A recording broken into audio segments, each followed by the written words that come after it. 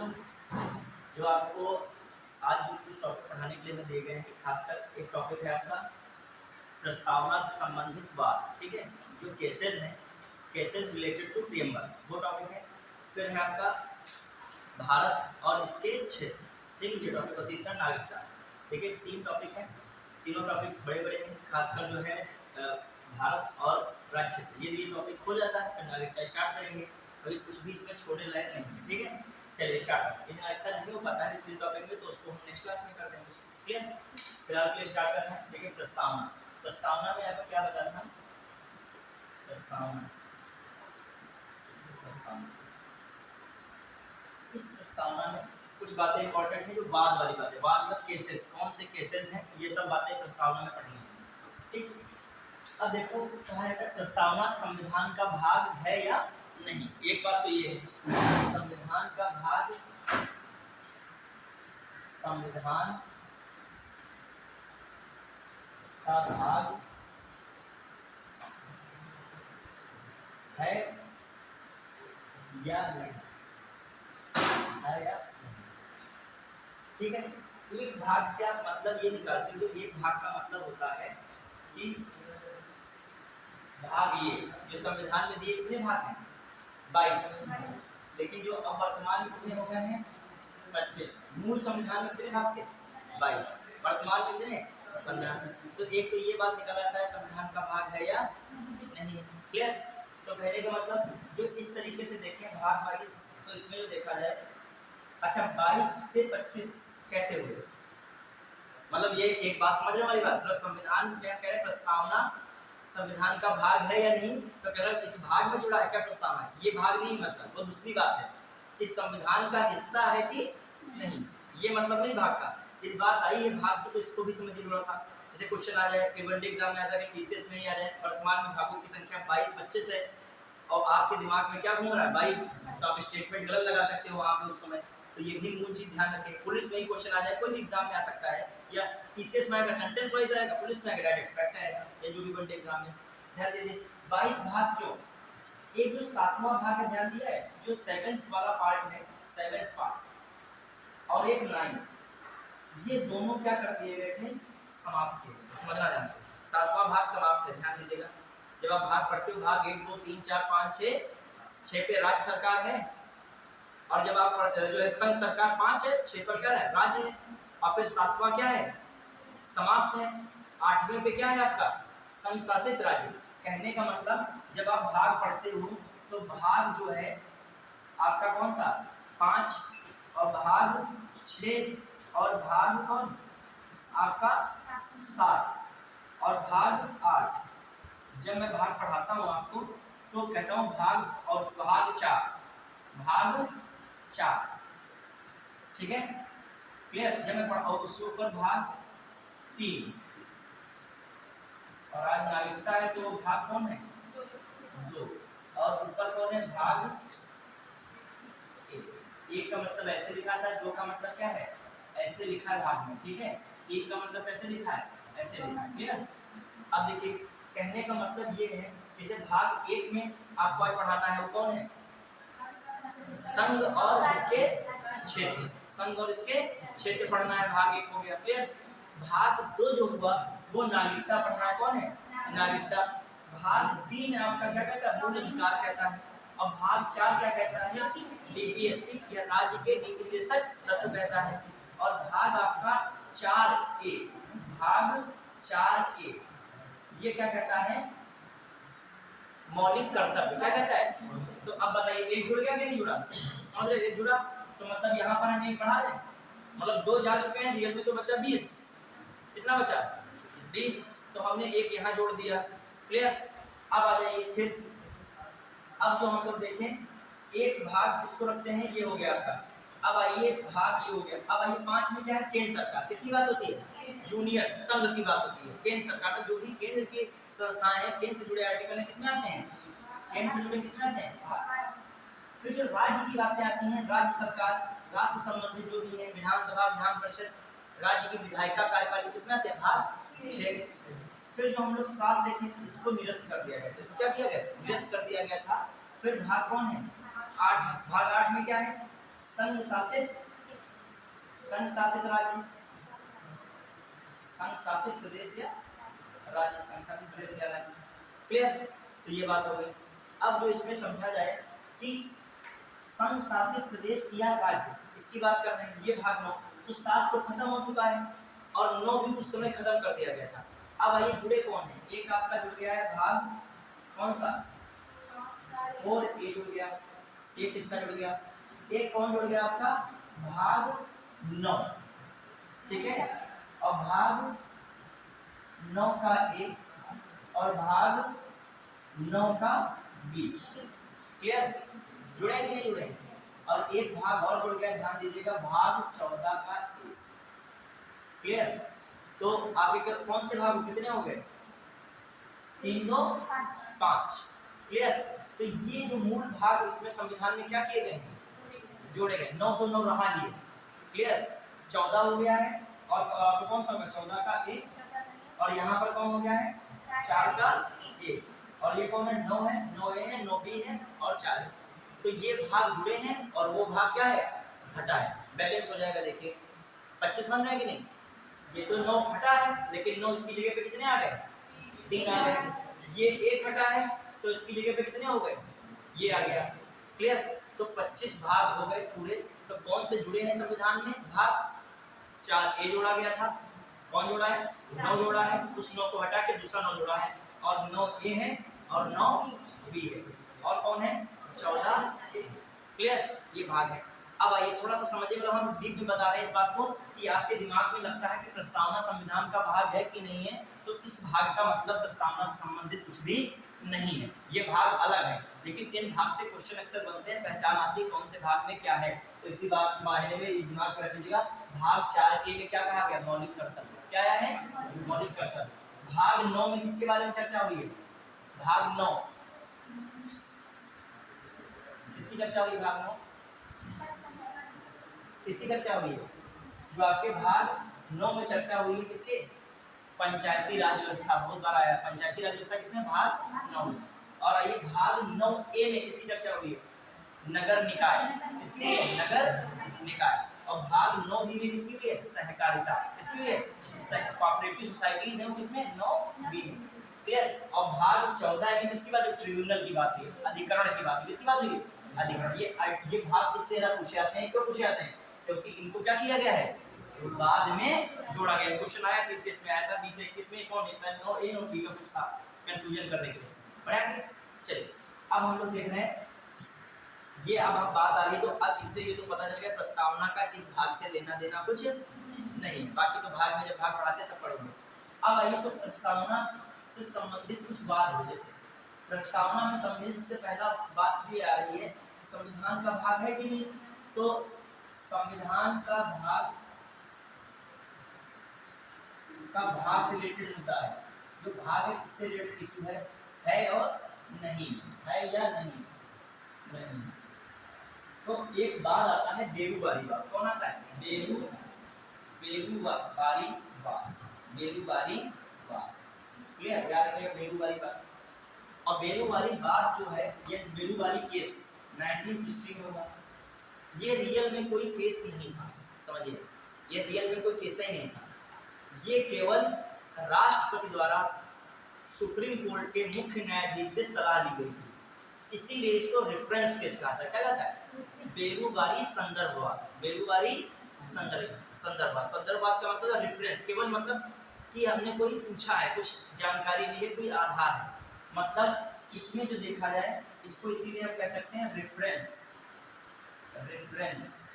Case है। एक प्रकार से कौन सा केस है? Reference case. क्लियर? बेरूबारी संदर्भवाद 1960। अब देखो क्या है बेरूबारी, इंपॉर्टेंट क्या बात है बेरूबारी से संबंधित। जो बेरूबारी को हम लोग देखेगा जैसे, तो बेरूबारी बाद में राष्ट्रपति द्वारा मुख्य न्यायाधीश से सलाह ली। सलाह क्या है? सलाह। क्लियर? राष्ट्रपति का मुख्य न्यायाधीश से सलाह लेना। अब बताओ ये किस आर्टिकल में है? राष्ट्रपति मुख्य न्यायाधीश से सलाह लेते हैं। राष्ट्रपति दी गई सलाह को माने या ना माने, ये क्वेश्चन है पीछे शायद इधर 22-23 में है क्वेश्चन। इस पे समझना इस बात को भी। देखिए संविधान को जब पढ़ो, भारतीय राज्य व्यवस्था को पढ़ो, तो रटने का प्रयास जहाँ पे हो वहाँ पे करो, मेन समझने का प्रयास। तो सेंटेंस वाइज इस बार यूपीएससी में भी क्वेश्चन जो आए हैं थोड़ा सा अंडरस्टैंडिंग वाले हैं। जैसे मैं कह रहा हूँ कि राष्ट्रपति द्वारा मुख्य न्यायाधीश से सलाह लेना, ठीक है, राष्ट्रपति द्वारा मुख्य न्यायाधीश से सलाह लेना। सलाह में दोनों लोग बाध्यकारी नहीं होते, ऐसा ध्यान रखिएगा। सलाह में दोनों लोग बाध्यकारी, न देने वाला बाध्यकारी है न सलाह लेने वाला, समझ रहे हैं कि नहीं। तो राष्ट्रपति जो मुख्य न्यायाधीश से सलाह लेगा, केवल और केवल मुख्य न्यायाधीश सलाह लेने की पावर किसके पास है? राष्ट्रपति के पास है। पहली तो बात ये, आपके पास, हमारे पास है, किसी भी सरकार के पास नहीं। केवल कौन सा ले सकता है? राष्ट्रपति। और ये कौन सा आर्टिकल कहता है ऐसी बात? आर्टिकल 143 कहता है। कौन कहता है? आर्टिकल 143 कहता है सलाहकारी शक्ति। तो सलाह में होता क्या है कि मुख्य न्यायाधीश सलाह देने के लिए बाध्यकारी नहीं है, तो राष्ट्रपति इनके द्वारा दी गई सलाह लेने के लिए भी बाध्यकारी नहीं। क्लियर? हाँ, कुछ मामले ऐसे हैं जिन पर मुख्य न्यायाधीश को सलाह देनी ही होगी, वो आप बहुत डीप में जाओगे तो अलग है। कुछ मामले ऐसे होते हैं, वैसे सामान्यता क्या होते हैं? सामान्यता मामलों में मुख्य न्यायाधीश इनको सलाह देने के लिए बाध्यकारी नहीं। स्टेटमेंट क्या आया था? स्टेटमेंट आया सभी मामलों में राष्ट्रपति द्वारा मुख्य न्यायाधीश से सलाह लेने पर मुख्य न्यायाधीश सलाह देने के लिए बाध्यकारी है। ये सेंटेंस देखते ही क्या कर सकते थे? इसको काट सकते थे, मतलब गलत बात करा। ठीक है, चलिए अब आइए, राष्ट्रपति ने मुख्य न्यायाधीश सलाह ली और इसमें क्या बात आ रही है? उस समय के मुख्य न्यायाधीश कौन थे? गजेंद्र गटकर थे। गजेंद्र थे उस समय के मुख्य न्यायाधीश कौन थे? गजेंद्र गटकर,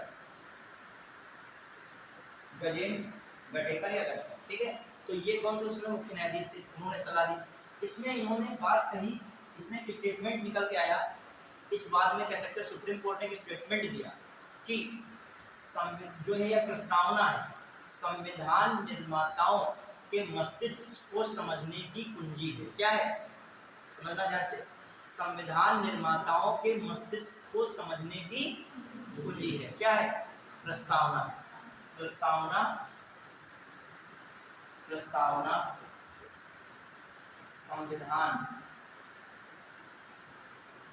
निर्माताओं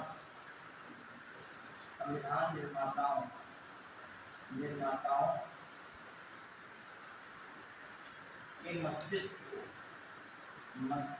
को समझने की क्या है? कुंजी है। ये वर्ड है कुंजी। क्या है? कुंजी। मैंने बोला करके इसे क्या है? ये कुंजी है। समझ पाए कि नहीं? कुंजी है।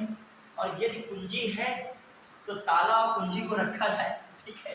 यदि ताला है आपका, मान लीजिए ताला है, ठीक है, और यहाँ पर इसके लिए लॉक होता है कि नहीं, ठीक है, और यहाँ पर जो है कुंजी टाइप की बनाई जाए, ठीक है। तो बताइए, तो कुंजी है तो कुंजी देखा जाए ताला से क्या है? खोलती तो बंद करती तो है, लेकिन ताला का भाग है कि नहीं है? ताला जब लटकता है तो इसका भाग रहता है कुंजी। समझना भाव को, मतलब समझने के लिए तो ताला को बंद करना, लॉक खोलना बंद करना तो है चाबी, लेकिन कहा जाए क्या ताले का भाग है? भाग वही होता है जो हर टाइम उसमें दिखे। तो ये भाग है क्या? नहीं। चाबी तो आप जेब में रखे लिए घूम रहे हो, जब जरूरत पड़ती ताले खोलते हो, बंद करते हो।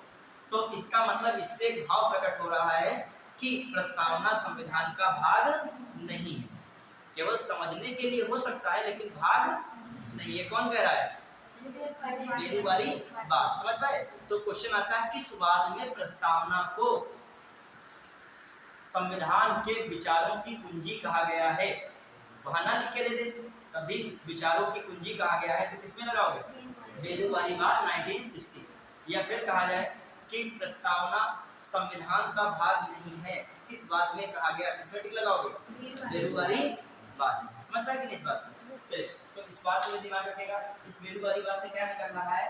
प्रस्तावना संविधान का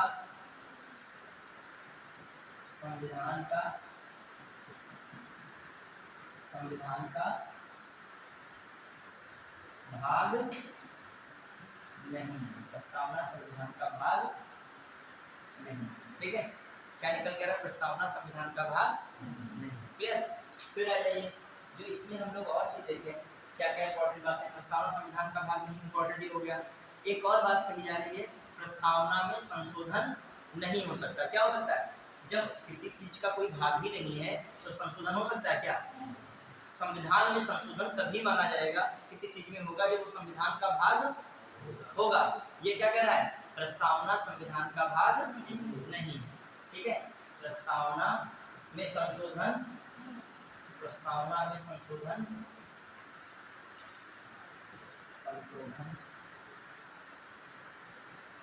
नहीं हो सकता। प्रस्तावना में संशोधन नहीं हो सकता। क्यों? क्योंकि संविधान का भाग ही नहीं है, तो संशोधन क्या होगा?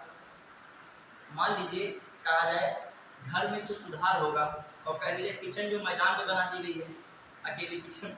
अब जब मकान में संशोधन कुछ सुधार होगा तो क्या किचन में हो पाएगा? किचन तो जब भाग ही नहीं घर का है तो संशोधन उसमें क्या कुछ हो पाएगा? ये घर का होगा संशोधन, लेकिन उसका नहीं सकता। तो बेरूवारी बात में क्या क्या बातें से, मान ली स्टेटमेंट लिखाओ, बेरूवारी बात से प्रस्तावना से संबंधित बेरूवार की निम्नलिखित बातें सत्य हैं। तो उसमें पहला सेंटेंस लिखाओ कि इसने संविधान की कुंजी स्वीकार किया। पहली बात, इसने प्रस्तावना को संविधान की कुंजी माना। पहली बात लिखा। दूसरा बात, संविधान का भाग नहीं है। तीसरी बात, इसमें सामान्यता संशोधन हो सकता है लेकिन आर्टिकल 368 के तहत संशोधन नहीं हो सकता है। बताइए, केवल एक सही, 2 और 3 सही, 1 और 2 सही, 1 2 3 सही, 1 2 सही। और दूसरी बात, तीसरी बात जो घुमा के हमने बोली है वो बात ही गलत है कि संविधान का जब भाग नहीं है तो उसमें क्या वो इधर उधर घुमाना उस बात को, समझ पाए कि नहीं? ऐसे सेंटेंस वगैरह देता है क्वेश्चन जब आता है। ठीक है, चलिए अब आइए दूसरा बात बहुत इंपॉर्टेंट, ये बेरू वाली बात की मेन बात तो यही थी। ठीक है, अब आइए दूसरा बात जो इंपॉर्टेंट है, केशवानंद भारतीवाद। केशवानंद भारती बनाम केरल राज्यवाद। केरल राज्यवाद, केशवानंद भारती बनाम केरल राज्यवाद। अब देखिए क्या है, ध्यान दीजिएगा। केशवानंद भारतीवाद जो है भारतीय इतिहास का सबसे महत्वपूर्ण बात है जो कहा जाए, खासकर संविधान की दृष्टि से। तो क्या रहा है केशवानंद भारतीवाद में? मैटर क्या है, समझिए क्या होता है मैटर। जो केशवानंद थे एक पहले मठाधीश थे केशवानंद। केरल में इनके पास बहुत सारी जमीन थी इनके अंडर में। तो आर्टिकल 26 कहता है धार्मिक मामलों का प्रबंधन करने का अधिकार। हर चीज को पॉलिटी के आर्टिकल जोड़ा करिए। धार्मिक मामलों के प्रबंधन का अधिकार कौन देता है? आर्टिकल 26। क्योंकि आप याद कीजिएगा आर्टिकल 25 से आर्टिकल 28 तक किसकी बात है? 25-28 धार्मिक शुद्धता की बात। तो इसी में आर्टिकल कौन सा एक है? 26 है। ये क्या कहता है? ये पहली बात। तो 25 क्या कहता है? सुनिए, इसको एक बार दिमाग में रिकॉल कीजिए। जब कभी कोई आर्टिकल वही रिकॉल करके अपना रिवीजन कर लीजिए उसका। देखिए 25 क्या कहता है? धार्मिक शुद्धता, किसी भी धर्म को अंतःकरण से मानने की शुद्धता है। कौन कहता है? 25। कौन कहता है? 26 कहता है धार्मिक मामलों के प्रबंधन करने का अधिकार।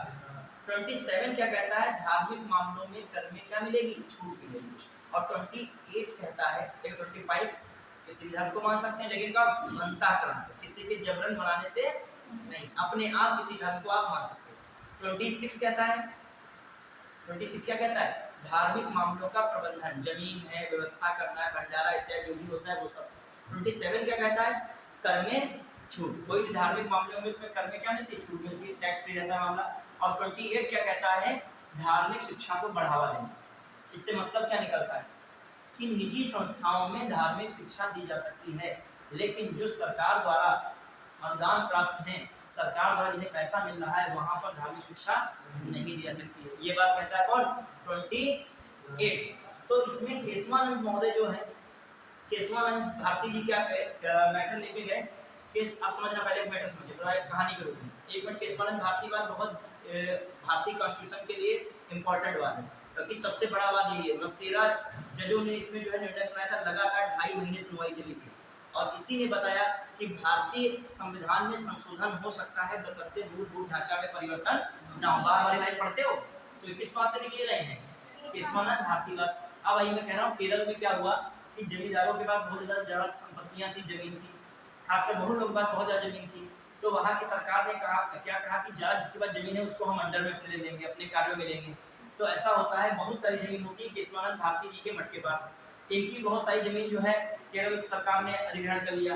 तो ये उसको चुनौती देने के लिए कहा गया सुप्रीम कोर्ट। सुप्रीम कोर्ट में इन्होंने वाद किया, उसी को कहा था केशवानंद भारती बना केरल राज्यपाल। तो उन्होंने कहा कि हमारी जो जमीन है वो धर्म के मामले से संबंधित है। तो ये कौन सा आर्टिकल की उन्होंने दुहाई दी, अपनी दुहाई दी? आर्टिकल 26 का, मैं धार्मिक मामलों के प्रबंधन करने के लिए जमीन रखा हूँ, इसमें मेला लगता है इत्यादि जो कार्य होते हैं धर्म से संबंधित।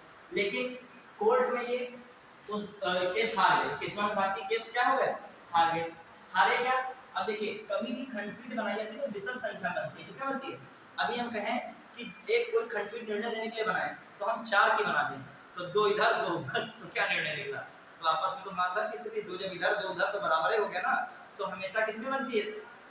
विषम संख्या में। तो ये बनी थी कितने खंड, कितने न्यायाधीशों की खंडपीठ बनी? ये जूरी बनी कितने की बनी? 13। और ये पास हुआ 6 और या कह लीजिए 7-6 से, 7-6 मतलब 7 लोग जो है कि केशवानंद भारती जी की जमीन को किसमें शामिल करने की बात कर रहे हैं? केरल राज्य सरकार को देने की बात कर रहे हैं। और 6 लोग क्या है कि इनके जमीन उनको क्या कर दी जाए? वापस कर दिया। लेकिन केस जीता माना कौन जाएगा?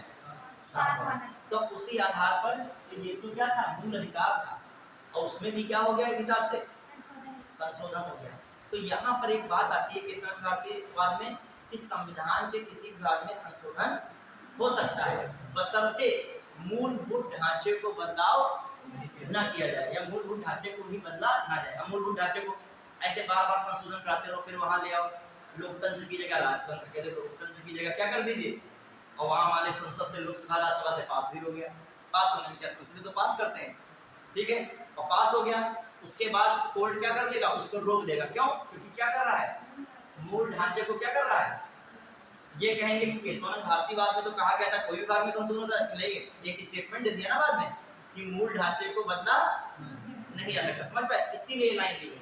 और ये मूल ढांचा संविधान में नहीं है, बार बार सुप्रीम कोर्ट इसको क्या करती है? निर्धारित करती है। मूलभूत ढांचा मेन यही है कि राजनीतिक आपको अधिकार मिले हैं, सामाजिक है, आर्थिक है, सब न्याय मिले हैं, पंथ निरपेक्षता है, प्लस आपको क्या मैंने भी बताया है, लोकतांत्रिक गणराज्य है जिसको बदला नहीं आ सकता है। तो अब आइए केशवानंद भारती जो है भारतीय निर्माण केरल राज्यवाद से क्या निकल रहा है, कुछ पॉइंट निकल रहे हैं।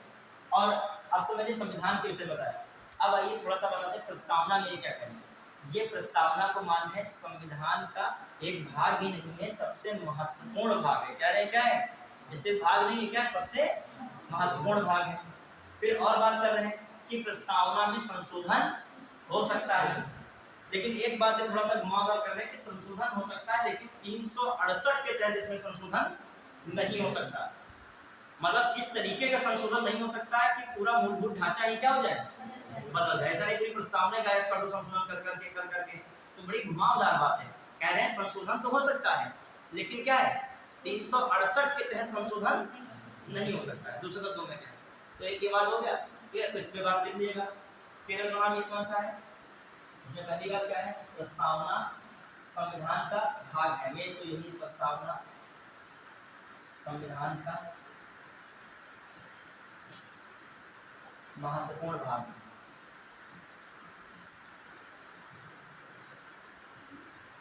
प्रस्तावना संविधान का महत्वपूर्ण भाग है। एक बात हो गई। फिर क्या है? इसमें संशोधन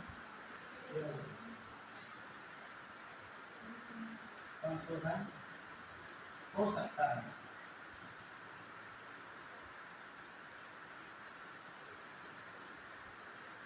बशर्ते किसके तहत नहीं? बशर्ते अनुच्छेद 368 के तहत संशोधन ना हो, अर्थात मूलभूत ढांचा, अर्थात मूलभूत ढांचे में परिवर्तन ना हो, अर्थात मूलभूत संविधान, इसके संविधान के मूलभूत ढांचे में परिवर्तन ना हो। ठीक है। एक और बात, केशवानंद भारती बनाम वाद में क्या कहा जा रहा है कि इसमें संविधान के किसी भाग में सुधार होता है, इसमें संविधान के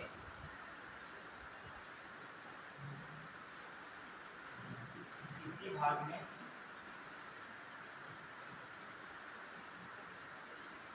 संशोधन हो सकता है। ठीक है, बशर्ते मूलभूत ढांचे में परिवर्तन ना हो, मूलभूत ढांचा ना, मूलभूत ढांचा। क्लियर, पढ़ा गया? चलिए, क्लियर, बशर्ते मूलभूत ढांचा ना हो। ये कौन कह रहे हैं? केशवानंद भारती वाद। ठीक है, कब? 1970 लिखिएगा, कब आया था? हाँ, 1970। ठीक है, अब आइए एक और बात है, ध्यान दीजिएगा। ये हो गया बड़े।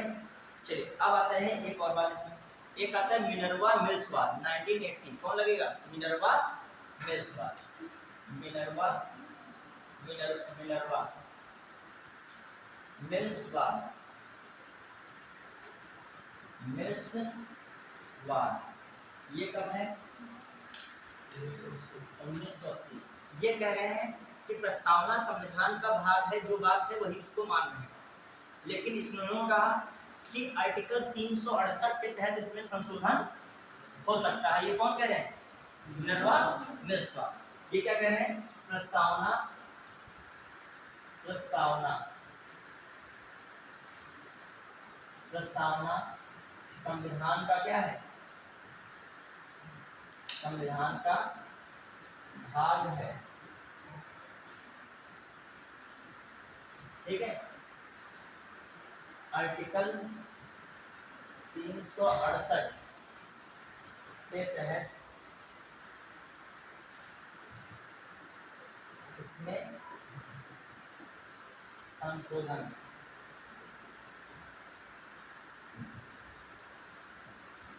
हो सकता है।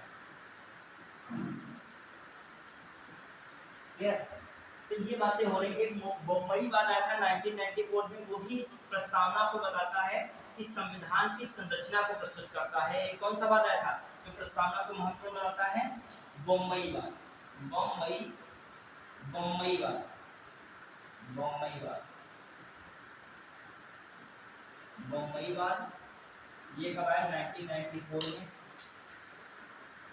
प्रस्तावना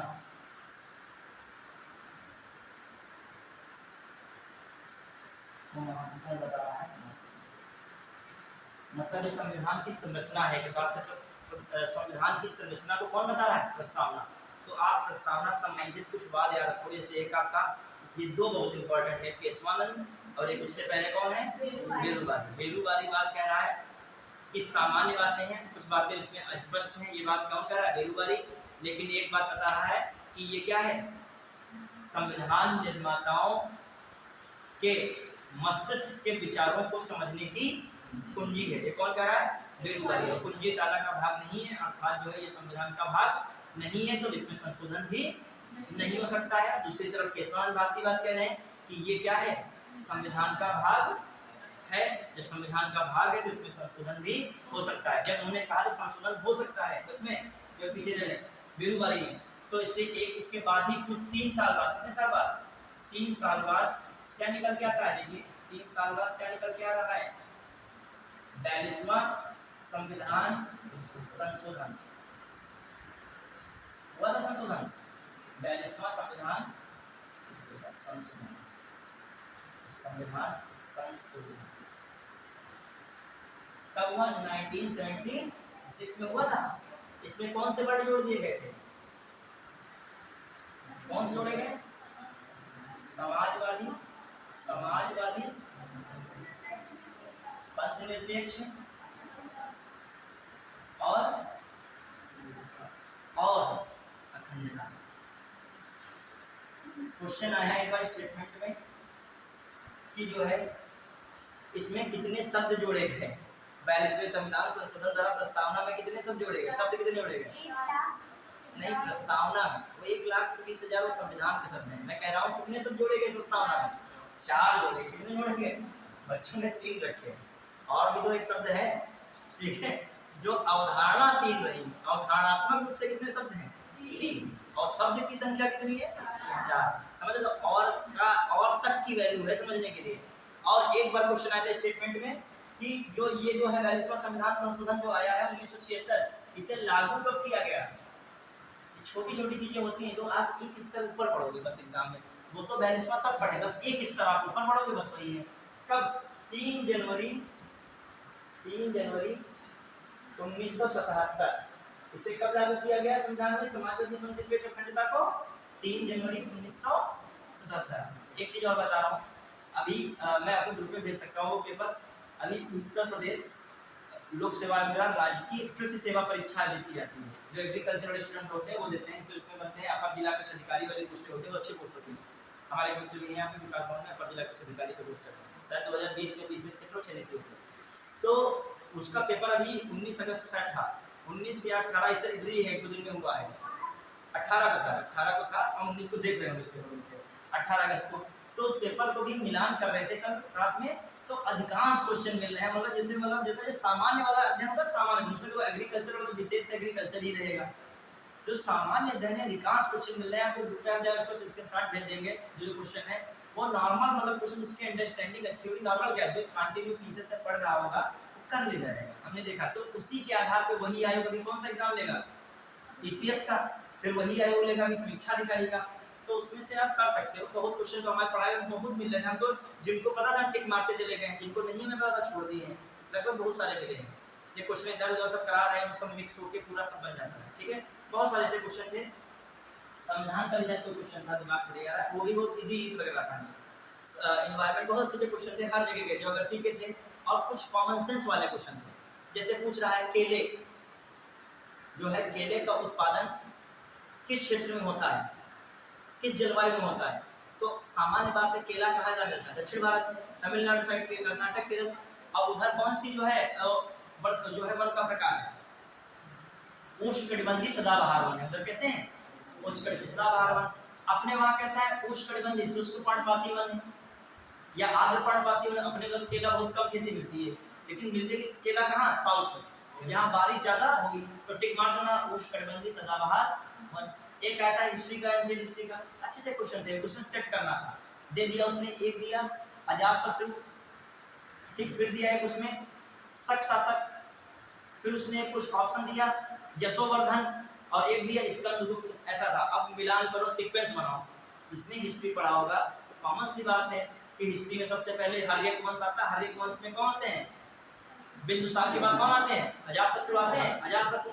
फिर आगे चलोगे, जब विदेशी आक्रमण होता है तो भारत में देखा जाए 2 विंग्स होती हैं, एक सातवाहन वाला, एक कुषाण, शक, ये सब आते हैं कि नहीं? तो उसके बाद कौन आए थे? शक आए।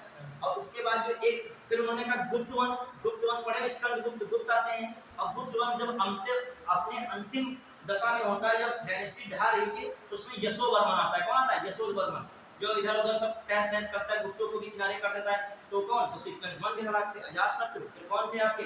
शक, फिर कौन है इसके बाद? गुप्त, और फिर गुप्त का मतलब, और फिर स्कंदगुप्त, उसके बाद कौन? यशोधर्मन। अब जो बच्चा सीक्वेंस से पढ़ेगा उसके लिए क्वेश्चन कुछ नहीं है, जो रटे बटेगा। अब हमने एकदम देखा सीक्वेंस नहीं होता एकदम, कि हमने देखा कहानी के रूप में, जैसे आप सिलेबस देखते हो कहानी के रूप में होता है, वैसे लगा। मतलब वो आपसे रटा हुआ नहीं, आपके अंदर कॉन्सेप्ट पूछ रहा है कि आप जो है संविधान के रूप में ऐसे क्वेश्चन था, रटा हुआ नहीं, नॉर्मल क्वेश्चन, बस जिसको बेसिक स्ट्रॉन्ग, जैसे मान लीजिए मैं आपको कहानी बताई, इसमें कुछ नॉर्मल चीज पूछ लेगा।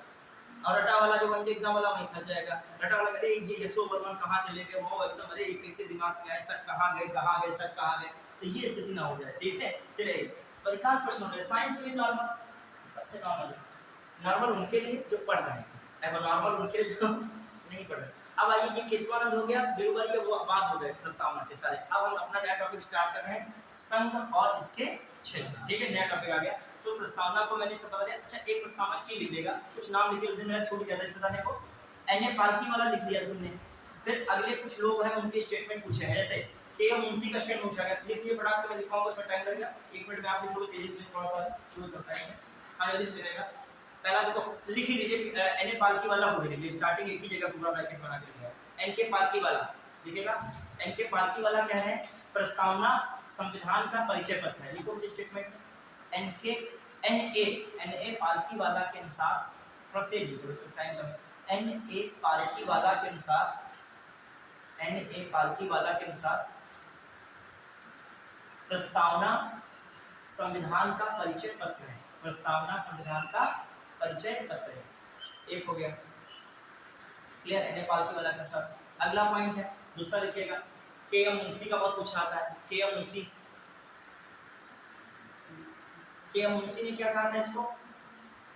संप्रभु लोकतांत्रिक गणराज्य, संप्रभु लोकतांत्रिक गणराज्य, संप्रभु लोकतांत्रिक देश लिख लो, संप्रभु लोकतांत्रिक देश का भविष्य फल है। संप्रभु लोकतांत्रिक देश का भविष्य फल, मतलब प्रस्तावना संप्रभु लोकतांत्रिक देश का भविष्य फल है। भविष्य फल का मतलब कभी कभी आता है, प्रस्तावना को जन्म कुंडली किसने कहा है? किसने कहा है? के.एम. मुंशी ने। इसे तो बड़े समझते हो, भविष्य फल आ जाए, जन्म कुंडली आ जाए, ये कौन कह रहा है? के.एम. मुंशी। क्लियर? कीवर्ड है भविष्य फल पे, अंडरलाइन कर लिया तो कीवर्ड पे, इसमें याद है आज तक एग्जाम में। ठीक है, फिर आइए जो अगला सेंटेंस लिख देगा, बहुत इंपॉर्टेंट है, बाद में ही। किसका है? अल्लादी कृष्णा स्वामी अय्यर, अल्लादी कृष्णा स्वामी अय्यर का, अल्लादी कृष्णा स्वामी अय्यर लिखेगा। देश के प्रस्तावना, इनके अनुसार प्रस्तावना, इनके अनुसार प्रस्तावना, इनके अनुसार प्रस्तावना, इनके अनुसार प्रस्तावना देश के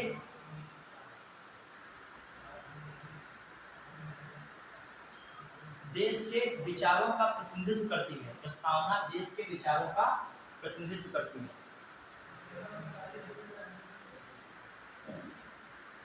देश के विचारों का प्रतिनिधित्व करती है। प्रस्तावना देश के विचारों का प्रतिनिधित्व करती है। किसका? अल्लादी कृष्णा स्वामी अय्यर। ये के.एम. मुंशी हो या अल्लादी कृष्णा स्वामी अय्यर, किसमें थे? प्रारूप समिति के सदस्य थे। कौन? ये दो लोग। ठीक है, फिर चलिए अगला, ये हो गया स्टेटमेंट। एक लिखिएगा, पंडित ठाकुर दास भार्गव। पंडित ठाकुर दास भार्गव, पंडित ठाकुर दास भार्गव स्टेटमेंट लिखिएगा, पंडित ठाकुर दास भार्गव।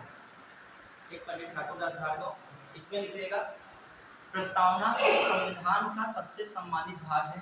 प्रस्तावना संविधान का सम्मानित भाग है। प्रस्तावना संविधान का सम्मानित भाग है। संविधान की कुंजी एवं आभूषण है। संविधान की कुंजी एवं आभूषण है। संविधान की कुंजी एवं आभूषण है। संविधान की कुंजी एवं आभूषण है, लिखा। फिर ये कौन कह रहा है? पंडित ठाकुर दास भार्गव। एक अगला स्टेटमेंट लिखेगा, एम हिदायतुल्ला। ये कौन थे? भारत के पहले ऐसे राष्ट्रपति जो मुख्य न्यायाधीश रहे थे। ठीक है, एम हिदायतुल्ला, मोहम्मद हिदायतुल्ला, हिदायतुल्ला, मोहम्मद हिदायतुल्ला लिखेगा। प्रस्तावना अमेरिका की स्वतंत्रता की घोषणा से ऊपर है। प्रस्तावना अमेरिका की स्वतंत्रता की घोषणा से ऊपर है।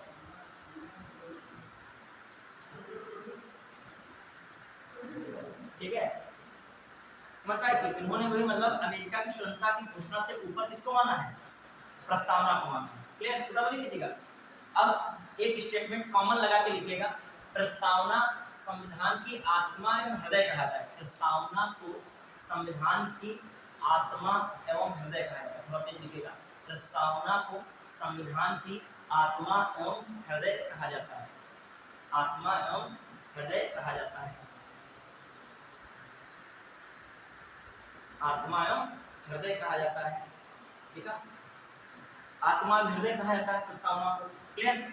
अब आइए, लेकिन लिखेगा लेकिन डॉक्टर बी आर अम्बेडकर, लेकिन डॉक्टर भीमराव अम्बेडकर ने, लेकिन डॉक्टर भीमराव अम्बेडकर ने, लेकिन डॉक्टर भीमराव अम्बेडकर ने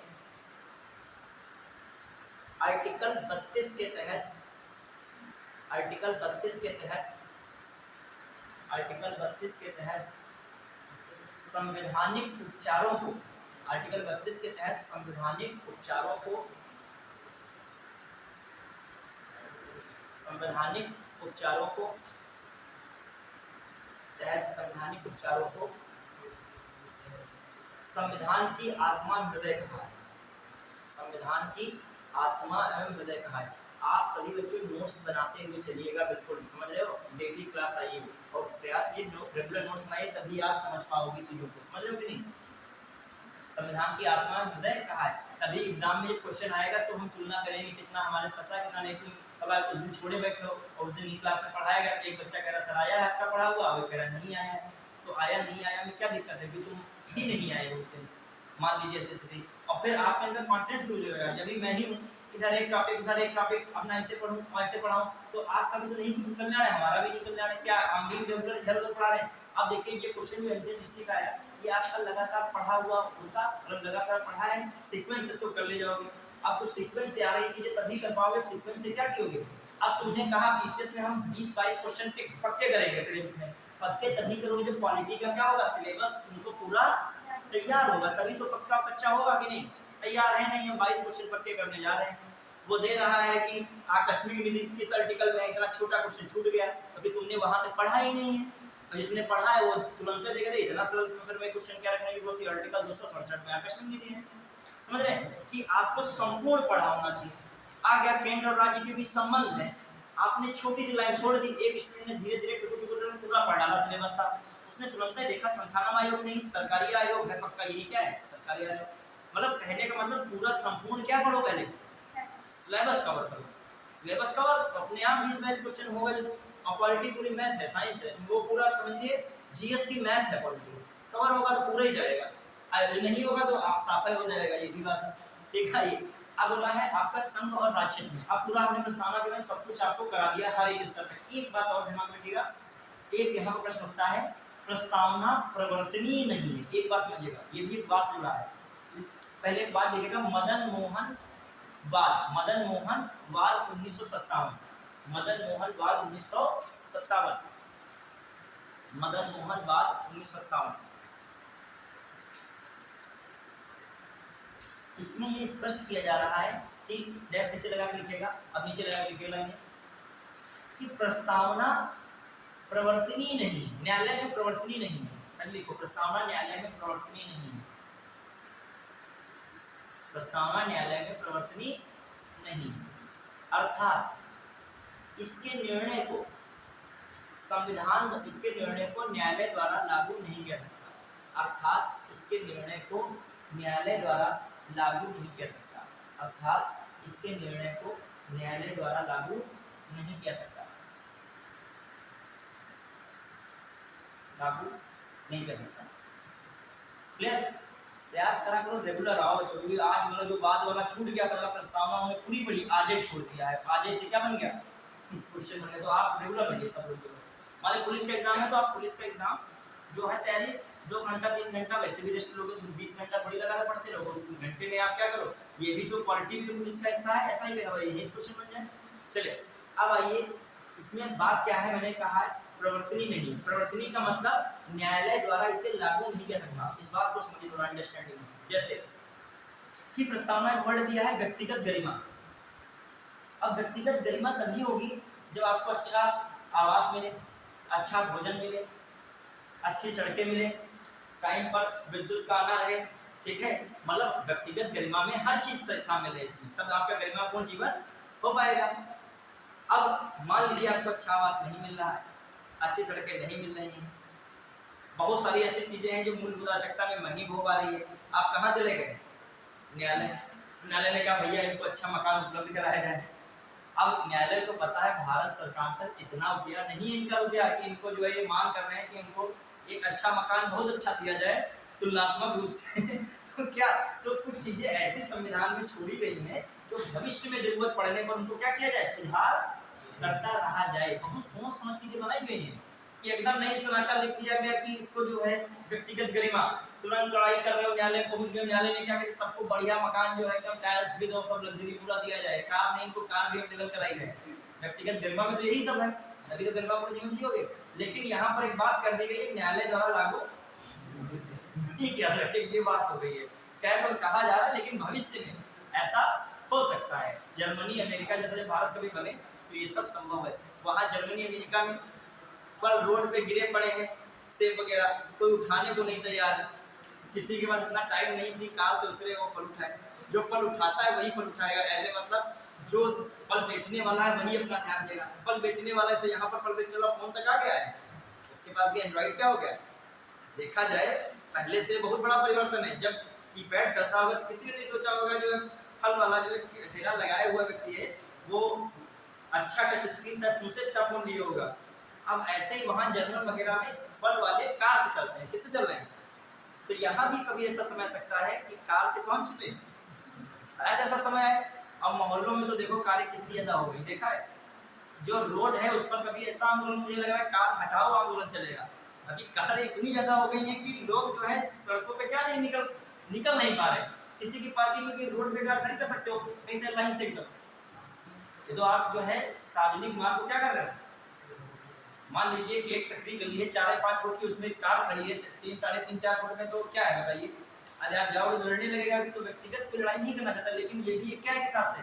और जितना बड़ी कॉलोनी होगी उसमें समस्याएं क्या हो रही हैं ज्यादा। दिल्ली वगैरह कॉलोनी में सबसे बड़ा जो है दिक्कत क्या है, एक फ्लैट में 10 लोग हैं 10 कारें, और जगह पार्किंग में मतलब उतनी है नहीं। ठीक है चलिए, मतलब पार्किंग वाले ने एक फ्लैट की एक कार दी थी, उसमें 4 लड़के हो गए और 3 लोगों ने कार खरीद ली। अब 3 कार में 2 कहाँ जाएंगे, कहीं ना कहीं किसी की बाधा बनेगी रास्ते की। आइए अब लिखिएगा संघ और राज्य, संघ और संघ और इसके क्षेत्र, संघ और इसके क्षेत्र बहुत इंपॉर्टेंट है।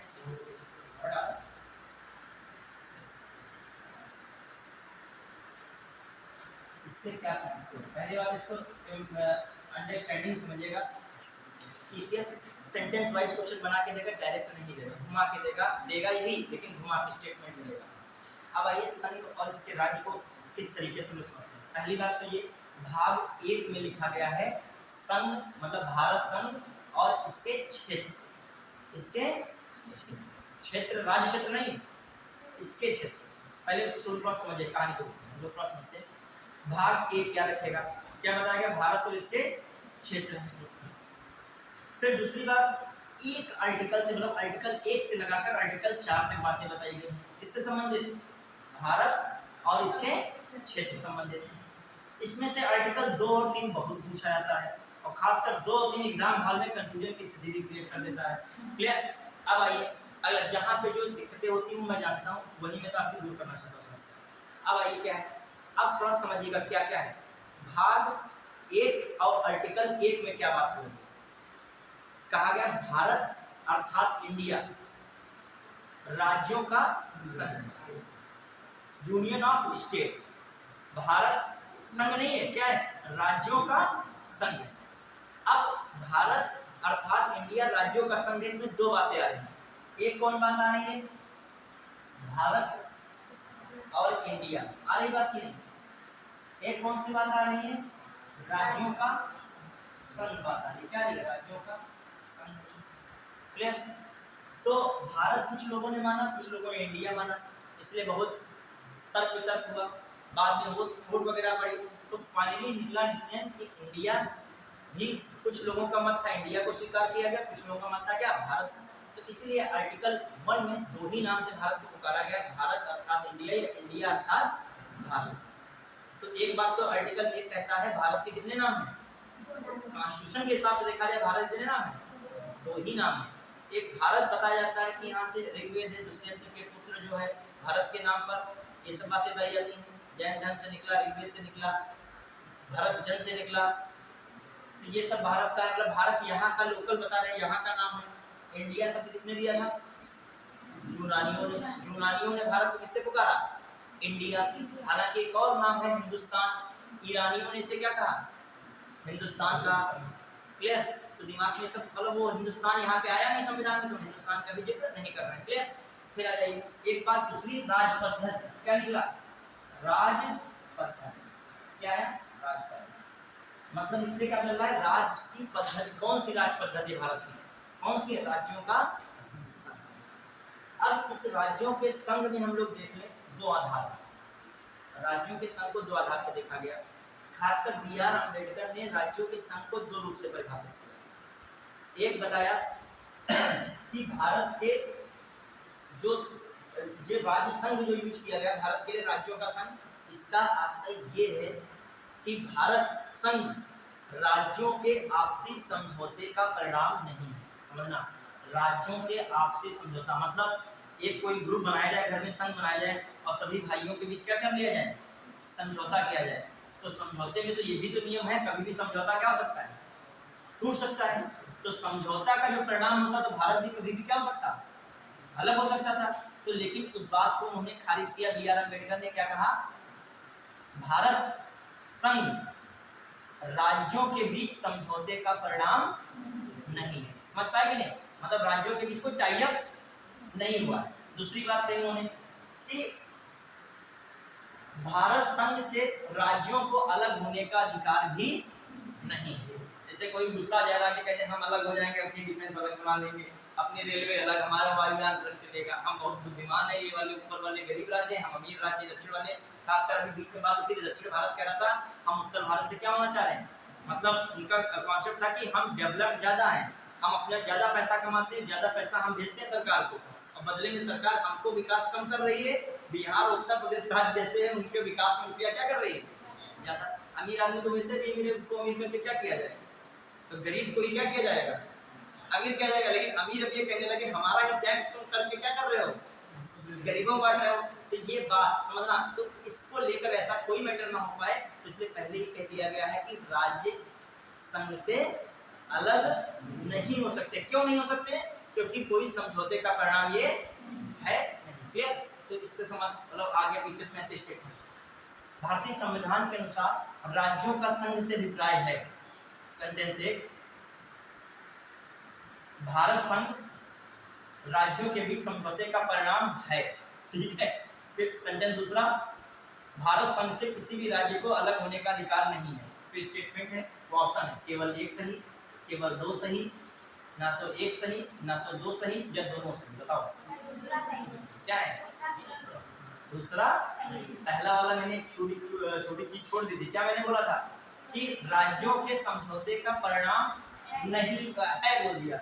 हाँ, बल्कि होना क्या चाहिए? नहीं है। ये स्टेटमेंट, ये होता है आपका कॉन्सेप्ट। समझ रहे?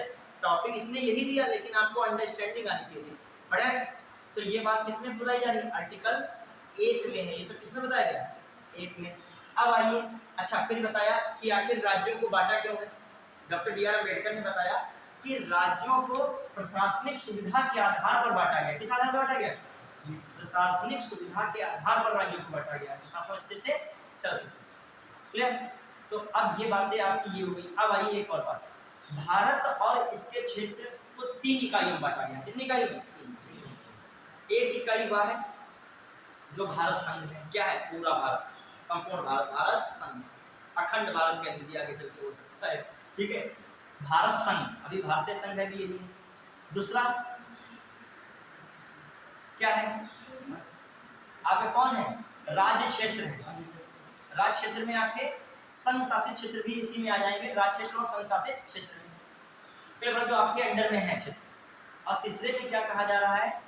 ऐसे क्षेत्र जो समय पड़ने पर उनको कभी भी अधिग्रहित किया जा सकता है। ऐसे क्षेत्र जो अभी भारत में शामिल नहीं है, उनको कभी भी शामिल किया जा सकता है। मान लीजिए पाकिस्तान का कोई भाग है, बहुत इंपॉर्टेंट भारत के लिए है, तो भारत की सेना इत्यादि के माध्यम से इसको क्या कर लिया सकता है? अपने अधिग्रहण क्षेत्र में किया सकता है। ठीक है, मान लीजिए बांग्लादेश का कुछ हिस्सा है, कुछ विवादित चल रहा है, कभी भी भारत अपने क्षेत्र में से शामिल कर सकता है। मतलब इस तरीके की बात छूट दी गई, मतलब इस तरीके का भारत में क्षेत्र हो सकता है। ये बात किसको बताया गया है? ये सब आर्टिकल किसमें बताया गया है? 1 में बताया गया। क्लियर? तो ये बातें आर्टिकल 1 में है, कुछ बातें लिखना चाहिए, लिख लिया यहाँ पे इंपॉर्टेंट। एक और बात समझिएगा इस बात को, अभी मैं लिखा रहा, अविभाज्य संघ इसमें जो भारत कैसा है, बैठ जो है बैठ जाइए, ठीक है। हाँ, भारत कैसा है, अविभाज्य संघ, समझना, अविभाज्य संघ मतलब, अविभाज्य संघ मतलब संघ विभाजित नहीं होता है, अविभाज्य संघ है किसका, विभाज्य राज्यों का। भारत कैसा है, विभाज्य राज्यों का अविभाज्य संघ, मतलब विभाज्य राज्यों का अविभाज्य, मतलब राज्य तो विभाजित हो सकते हैं, संघ विभाजित नहीं हो सकता। और एक बात इंपॉर्टेंट, भारत के क्षेत्र कहना ज्यादा सही है, ना कि भारत का संघ बोलना ज्यादा सही है। मतलब भारत को संघ बोल या भारत का संघ या भारतीय संघ बोलना ज्यादा उचित नहीं है। क्या बोलना ज्यादा उचित है, भारत के क्षेत्र, भारत के क्षेत्र। क्यों क्षेत्र बोलना जरूरी है, देखिए संघ की बात आप करते हो, थोड़ा सा अंडरस्टैंडिंग लाइक तो समझ में आ रहा होगा कि नहीं, मुझे नहीं समझ में आ रहा होगा, मेरे अकॉर्डिंग अभी लिखवाऊंगा तो और थोड़ा समझ में आ जाएगा, ठीक है। एक बात समझिए, ये मैं कह रहा हूँ संघ का मतलब पहली बात समझिए क्या होता है, जहाँ पर केंद्र और राज्य के बीच शक्तियों का बंटवारा हो, वो क्या होता है, संघ। भारत में बंटवारा तो है, लेकिन ऐसा बंटवारा नहीं है केंद्र को राज्यों से ज्यादा पावर ना मिले, मतलब यहाँ पर पावर किसके पास है, फाइनली केंद्र के पास है। तो यहाँ की पूरी ऐसी व्यवस्था को क्या कहते हैं, अर्धसंघात्मक। पूर्ण संघात्मक नहीं कहते, क्या कहते हैं, यदि संघात्मक पूरी तरीके से हो तो क्या होगा, राज्यों की अपनी नागरिकता होगी, राज्यों को पास अपनी पूरी पावर होगी, केंद्र से कहीं ना कहीं बराबरी लड़ेंगे, हमेशा बराबर। तो भारत ने हमेशा केंद्र को कम करने का पावर ज्यादा दिया है, राज्यों को पावर क्या किया है, कम। अब ऐसी व्यवस्था को क्या कहते हैं, अर्ध संघात्मक। क्वेश्चन आ जाए भारत संघात्मक देश है, ये बात नहीं, भारत कैसा है, अर्ध संघात्मक। समझ पाए। तो मैं एक वर्ड बोल रहा हूँ, भारत के क्षेत्र, कौन सा वर्ड बोल रहा हूँ, भारत के क्षेत्र, भारत के क्षेत्र, क्लियर। और भारत के क्षेत्र में क्या शामिल है, राज्य भी शामिल हो जाते हैं, ठीक है, और क्या शामिल रहते हैं, यूटी भी शामिल रहती है, क्या शामिल रहती है। लेकिन जो भारत संघ बोला जाए, भारत का संघ, भारत का संघ, तो इसमें केवल कौन शामिल होगा, कौन शामिल होगा, ये यूटी की बात ही नहीं करता है, किसकी बात करता है। तो क्वेश्चन स्टेटमेंट ऐसे आ जाए, भारतीय संविधान निर्माताओं ने भारतीय संघ की बजाय भारत के क्षेत्र को अधिक महत्व दिया, फिर अगला व्याख्या भी दिया हो, ये तो कथन है, कारण दिया हो। भारतीय क्षेत्र, भारत के क्षेत्र राज्य और केंद्र शासित राज्य दोनों को सम्मिलित करते हैं, जबकि भारत का संघ केवल राज्यों को सम्मिलित करता है। तो आए केवल एक वो आए स्टेटमेंट, एक और दोनों सही है, दूसरा वाला पहले की व्याख्या करता है, एक और दोनों सही है, व्याख्या कोई नहीं करता है, एक सही दूसरा गलत, और पहला गलत दूसरा सही। तो कौन सही होगा, दोनों सही और व्याख्या करते हैं। करते हैं, कैसे नहीं करते बच्चों, करते हैं कि नहीं। मैं कह रहा हूं कि भारतीय संविधान निर्माता ने किसको तरजीह दी, भारत के क्षेत्र, किसकी जगह पे, क्यों दी, मैं बता रहा हूं क्यों दी, उसके रिलेशन टेंस में क्यों दी, क्योंकि ये केवल किसको करता है, तरजीह देता है, केवल सम्मिलित करता है राज्य, ये राज्य और यूपी दोनों को करता है, और जबकि ये केवल किसको करता है। इसीलिए व्याख्या भी क्या है, बिल्कुल तरजीह तो इसीलिए दी इसको कि ये किसका व्यापक रूप है, ये क्या है, संकुचित रूप है। तो मतलब पहली बात जो दी गई है उसकी व्याख्या कौन सेंटेंस करता है, दूसरा वाला। समझ पा रहे, व्याख्या का ट्रेंड बहुत चलता है, वो आप धीरे धीरे समझ जाओगे अपने आप। अब लिख लिए कुछ बातें इंपॉर्टेंट फटाफट, ठीक है। ये मैंने बताया है आर्टिकल 1 के बाद, कुछ समझ में आया कि नहीं। ये आपके में संकल्पना अभी आपको नहीं लग रहा है मुझे कुछ ऐसा तैयार हो रहा है, लेकिन जब क्वेश्चन आएगा तो उसकी लैंग्वेज पढ़ के क्या कर लोगे, अंडरस्टैंड कर लोगे। अगर नहीं समझ पा रहा, अगर लैंग्वेज में ट्राई बार-बार पढ़ना है, लेकिन तुम अंदर समझ रहे हो और टिक सही लगाते हो, ये स्थिति हो जाती है। आप अंदर समझ जाओगे क्या ये कहना चाह रहा है, कि तुम दिमाग में तुम्हारे जा चुका है, भले तुम उसको रिकॉल नहीं कर पा रहे, तुम्हारे दिमाग में जा चुका संघात्मक व्यवस्था क्या है, जहाँ केंद्र को पावर क्या हो, राज्य से, मतलब केंद्र और राज्य के बीच पावर ज्यादा हो और केंद्र को पावर उस हिसाब से ना हो।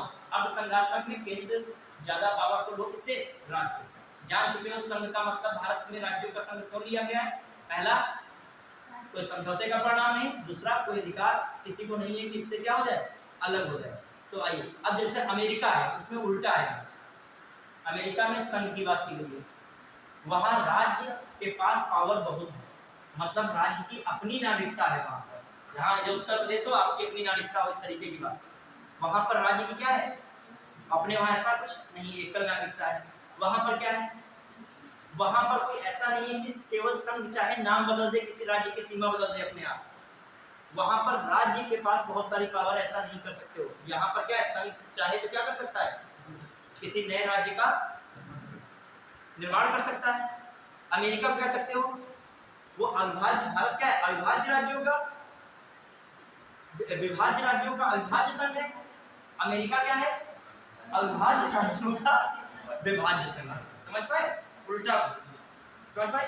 चलिए, तो अब ये बात आ जाइए, यहाँ पे जो हमने लिखा था, लिखेगा पहले, लिखेगा भाग एक में, भाग एक में, अब लिखेगा थोड़ा सा समझा लेते हैं इसको। तो भाग एक में भारत संघ एवं इसके क्षेत्र, भाग एक के अंतर्गत, ये भी लिखेगा, एक के अंतर्गत,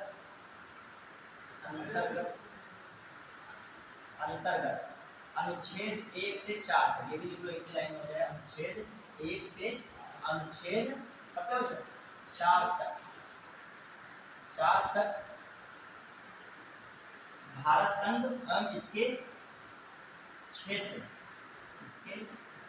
क्षेत्र के बारे में उल्लेख है,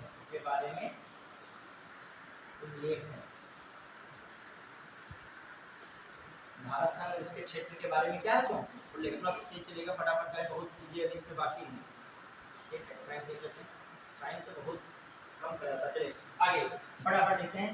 फिर इसमें क्या है, लिख लिया ना, थोड़ा सा मैं बोल रहा हूँ, थोड़ा लिखिए, बोलने से जल्दी हो जाएगा, थोड़ा सा लिखिए, बोलते हैं, चल जाएगा काम।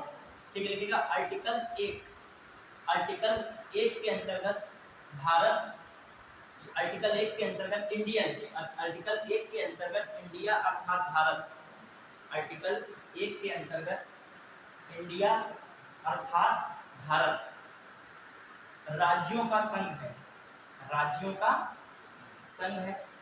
ठीक है, राज्यों का संघ है।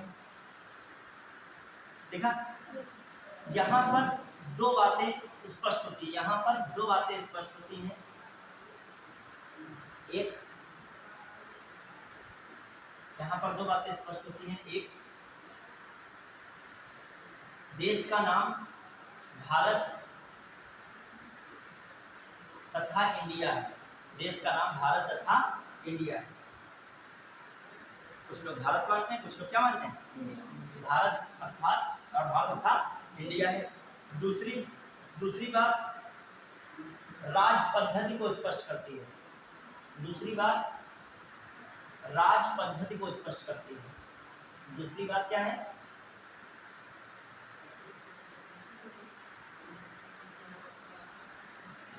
दूसरा क्या करती है, राज पद्धति को स्पष्ट करती है। अब लिखेगा बी आर अम्बेडकर के अनुसार,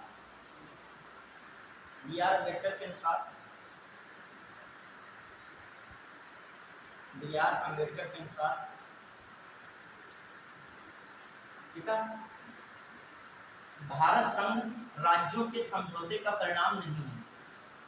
भारत संघ राज्यों के समझौते का परिणाम नहीं है। भारत संघ राज्यों के समझौते का परिणाम नहीं है।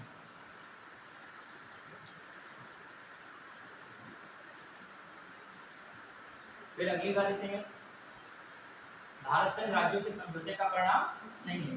भारत संघ से कोई राज्य किसी राज्य को अलग होने का अधिकार नहीं है। भारत संघ से किसी राज्य को अलग होने का अधिकार नहीं है। भारत संघ से किसी राज्य को अलग होने का अधिकार नहीं है। भारत संघ से किसी राज्य को अलग होने का अधिकार नहीं है। भारत संघ से किसी राज्य को अलग होने का अधिकार नहीं है। राज्यों का विभाजन प्रशासनिक सुविधा के आधार पर किया गया, जबकि राज्यों का बंटवारा प्रशासनिक सुविधा के आधार पर किया गया, जबकि राज्यों का बंटवारा प्रशासनिक सुविधा के आधार पर किया गया। राज्यों का बंटवारा प्रशासनिक सुविधा के आधार पर किया गया।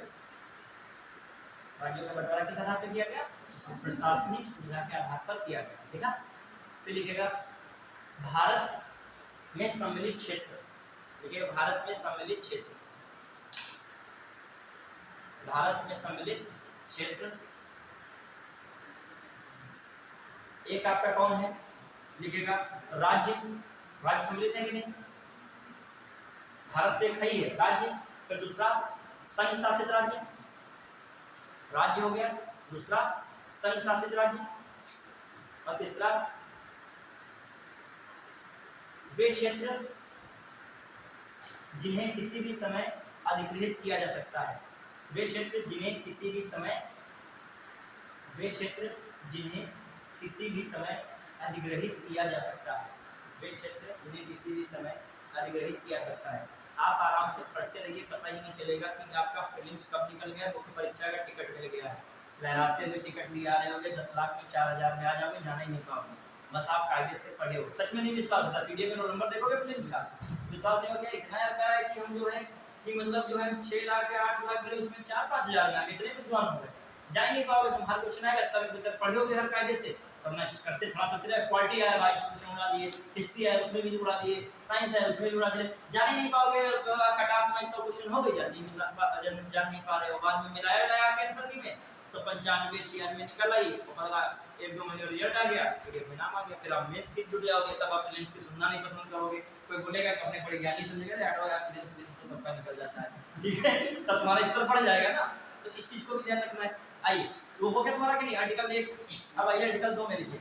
हाँ, फिर आइए आर्टिकल 1 की बात, एक लाइन लिखिएगा आर्टिकल 1 में और इंपॉर्टेंट, भारत अविभाज्य राज्यों का, एक विभाज्य राज्यों का अविभाज्य संघ है। भारत विभाज्य राज्यों का, भारत विभाज्य राज्यों का अविभाज्य संघ। क्लियर, समझ पाए बात? भारत विभाज्य राज्यों का अविभाज्य संघ है। थोड़ा तेजी से चलिएगा, विभाज्य राज्यों का अविभाज्य संघ। अभी एक बात समझिए कि इसमें कुछ राज्यों के लिए विशेष उपबंध किए गए, यहाँ से क्वेश्चन बनता है, शिक्षा अधिकारी तैयार है। ये आर्टिकल का क्वेश्चन है। आपका जो एक भाग है, भाग कौन सा है? 21। भाग कौन सा है? 21। इसको ऐसे सामान्यतः लिखते हैं ना 21 रोमन, ज्यादा रोमन नहीं भाग लिखते हैं, लिख देते सरल भाषा में भाग 21। इसमें जो है विशेष उपबंध है, राज्यों के कुछ विशेष उपबंध, राज्यों के लिए क्या हो जाएगा? कुछ विशेष उपबंध है, राज्यों के लिए क्या है? कुछ विशेष उपबंध है। जम्मू कश्मीर के लिए तो उपबंध हट चुका है, लेकिन अभी बहुत राज्यों के लिए है। खासकर आर्टिकल 371 में कौन आते हैं? आपका एक है गुजरात और महाराष्ट्र।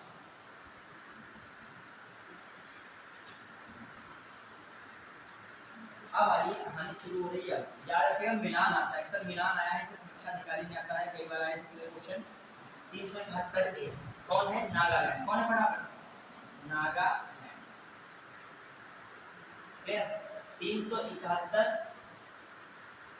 बी लिखते चलिएगा, टाइम नहीं मिलेगा। बी, बी फॉर बोडो होता है। बोडो कहाँ के हैं? असम। याद करने का तरीका बताऊं, बी फॉर बोडो, बोडो मतलब असम। मिलान आएगा वहां किसी और राज्य को लिख देगा, क्या इसमें सम्मिलित कौन नहीं है, ठीक है। प्रोडक्ट से ये आता है, विशेष उपबंध ये है 371 का सी। सी कौन है? मणिपुर। कौन है? मणिपुर।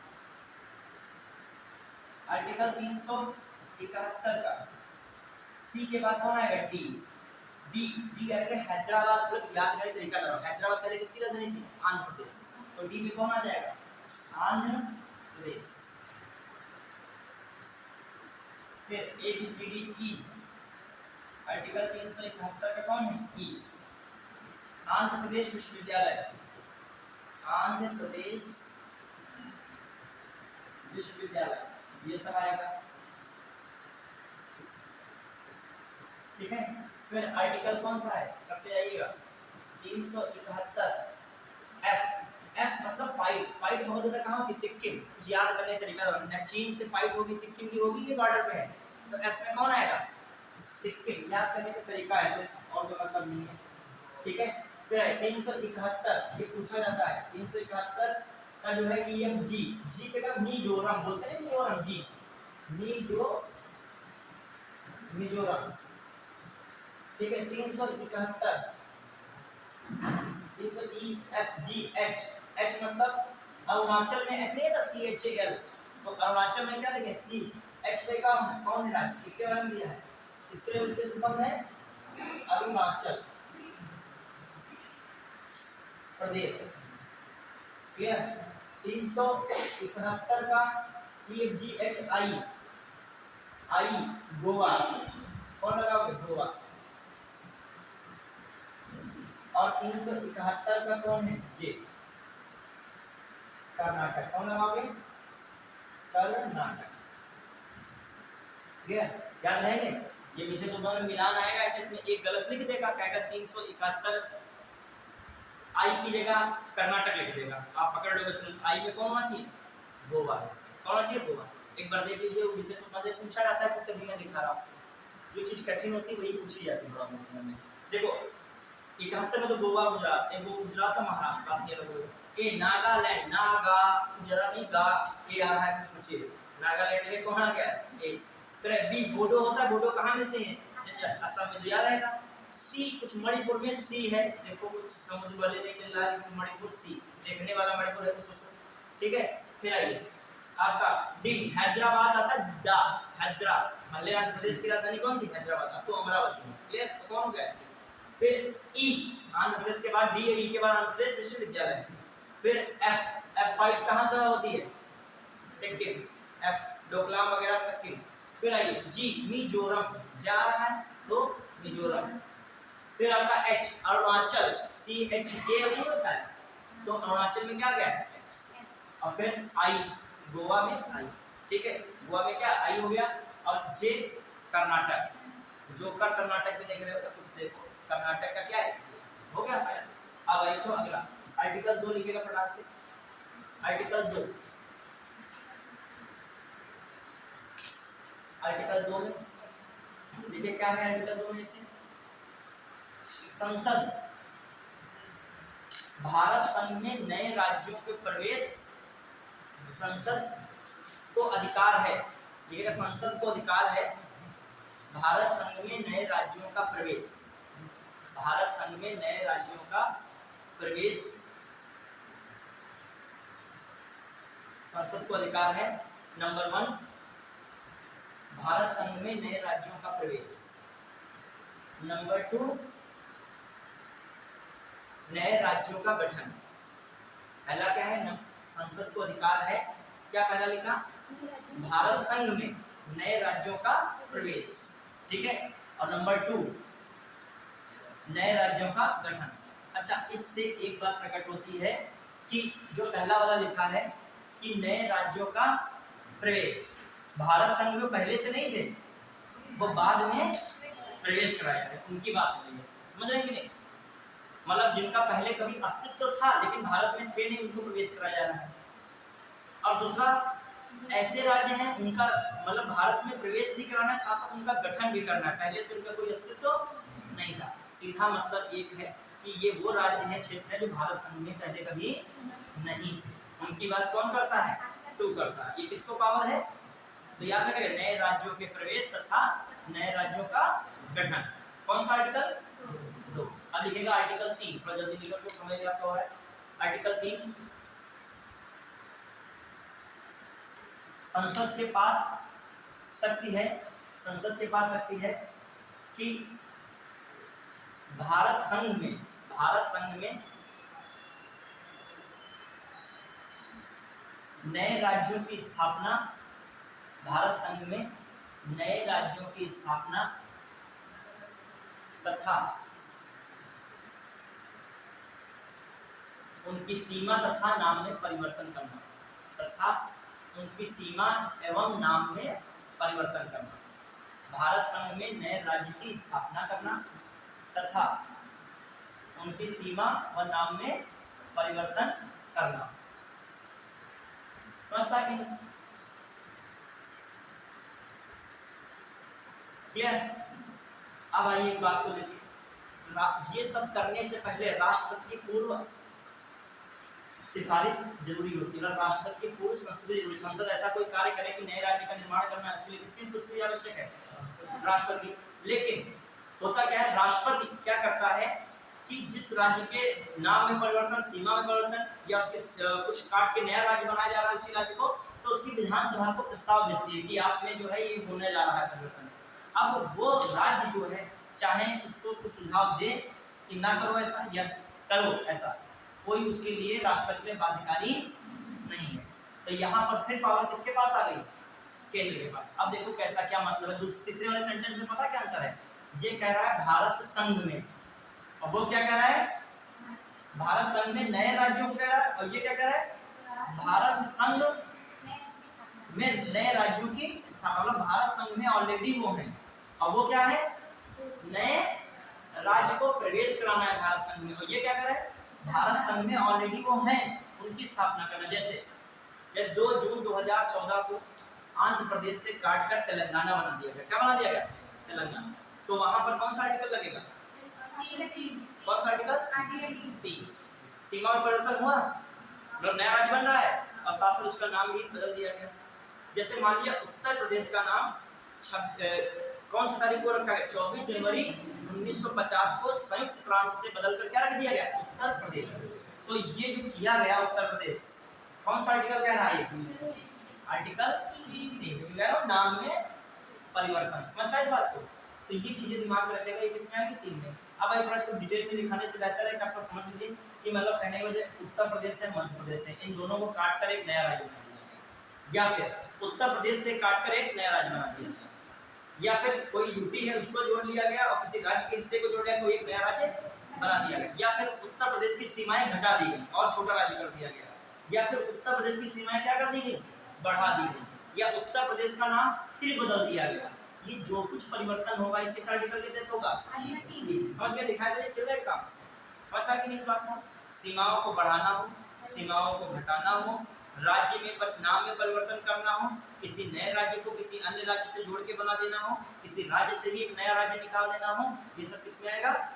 आर्टिकल 3। अब आइए आर्टिकल 4 लिखिएगा सामने, डिटेल में लिखा था लेकिन वक्त आपके पास बहुत ही कम है।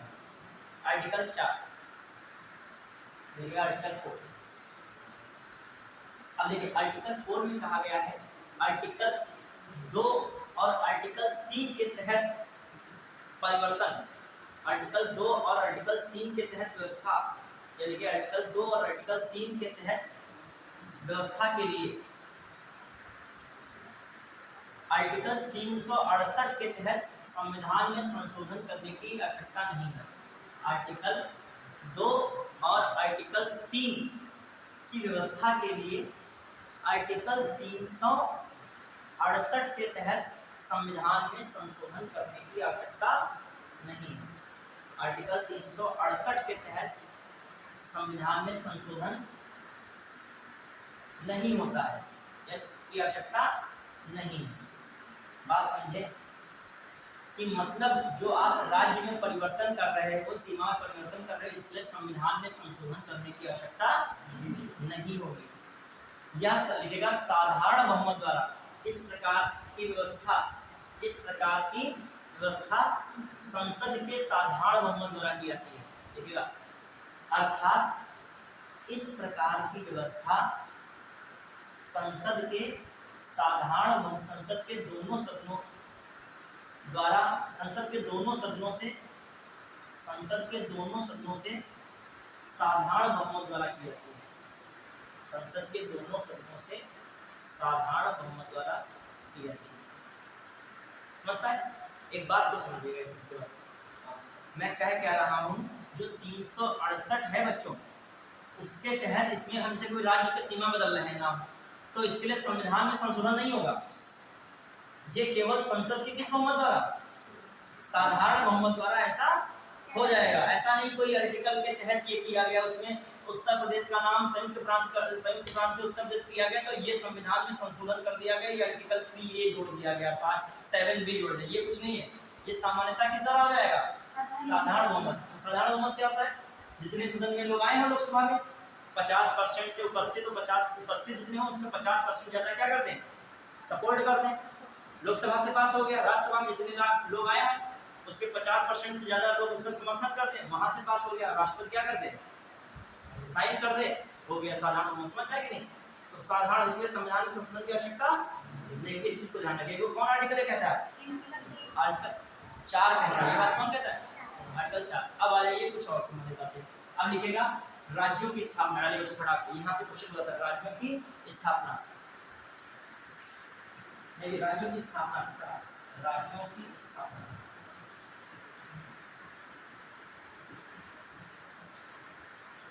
देखो होता क्या है, थोड़ा समझिएगा।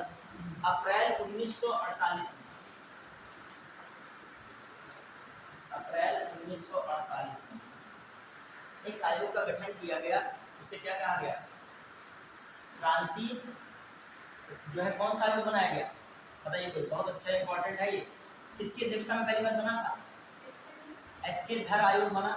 उसे प्रांतीय राज्य आयोग कहा गया है, प्रांतीय आयोग कहा गया। किसकी अध्यक्षता में? एसके धर आयोग। और इसको एसके धर आयोग भी कहा था। क्या कहा था? अब समझिए, अप्रैल 1948 में एसके धर आयोग बना, समझना ध्यान से। उसने दिसंबर 1948 में अपनी रिपोर्ट सौंप दी। किसने? एसके धर आयोग ने। और एसके धर आयोग ने जब दिसंबर 1948 में रिपोर्ट सौंपी तो उसमें कहा क्या कि भाषा के आधार पर राज्यों का गठन नहीं किया सकता है, प्रशासनिक सुविधा के आधार पर राज्यों का गठन किया सकता है। मतलब उसने किसको मना कर दिया? भाषा के आधार पर राज्यों के गठन को मना कर दिया। क्लियर? दिमाग में रखिएगा। देखिए एसके धर आयोग 19 अप्रैल 1948 में किसका गठन हुआ? एसके धर आयोग का।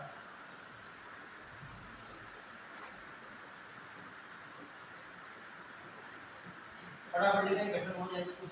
फिर दिसंबर किसमें? दिसंबर 1948 में अपनी रिपोर्ट सौंपी।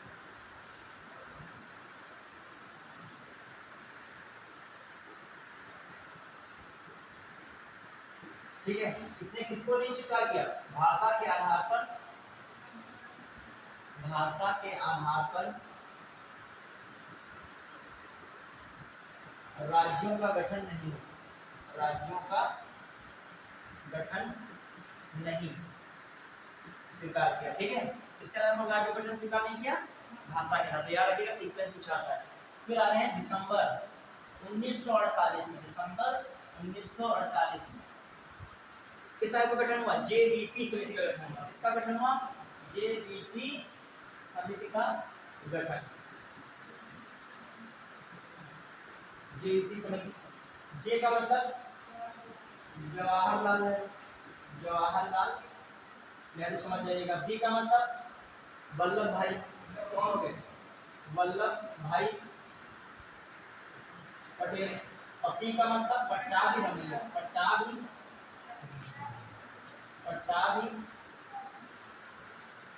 सीता रमैया, पट्टाभी सीता रमैया। समझ रहे हैं कि नहीं? तो ये जेबीपी समिति में कौन सदस्य थे? जवाहरलाल नेहरू, वल्लभ भाई पटेल और कौन? पट्टाभी सीता रमैया। इसने जो है अपनी रिपोर्ट अप्रैल 1949 में दी। अप्रैल ऐसे ही घर दे रहे हैं आप, याद रखिएगा 1949। तो रिपोर्ट कब आई उनकी? 1949, समझिएगा। इसमें भी इन्होंने कहा औपचारिक रूप से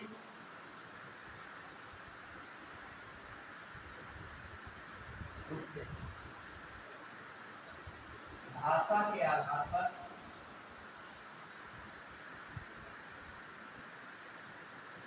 राज्यों का गठन नहीं। ठीक है, औपचारिक रूप से भाषा के आधार पर राज्यों का गठन नहीं हो सकता। क्लियर? तो इन्होंने भी भाषा के आधार पर राज्यों के गठन को नहीं स्वीकार किया। किसने? जेबीपी समिति ने। फिर आ जाइए अगली समिति बन रही है, ध्यान देगा। अब होता क्या है 1953 में, समझना थोड़ा सा। 1953 में क्या होता है? जो मद्रास से क्षेत्र, कौन था? मद्रास।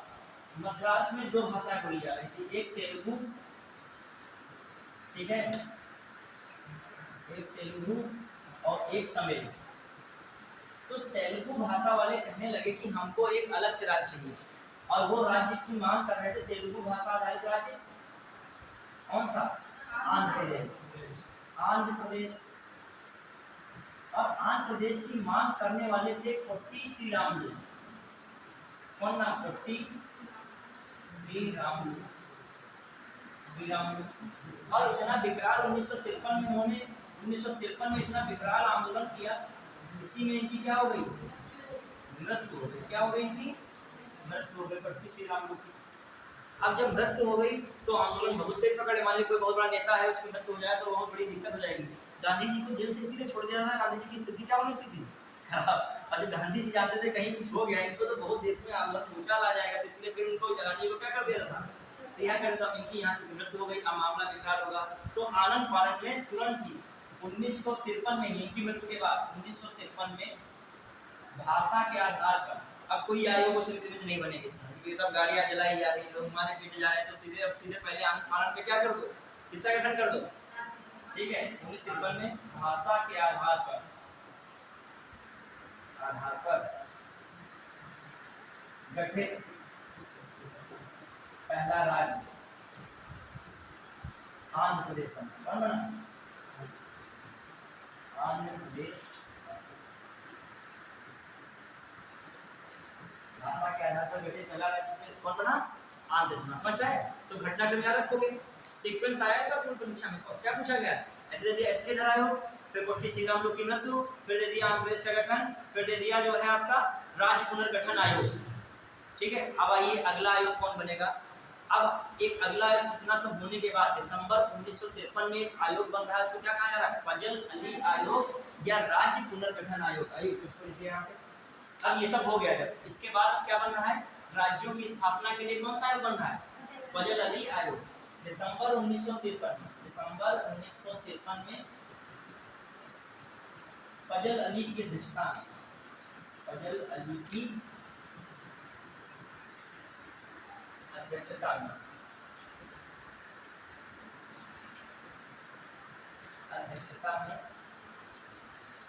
राज्य पुनर्गठन आयोग बना, राज्य पुनर्गठन आयोग, राज्य पुनर्गठन आयोग, ठीक है, राज्य पुनर्गठन आयोग। इसे फजल अली आयोग भी कहा जाता है, इसे क्या कहता है, इसे फजल अली आयोग भी कहा गया।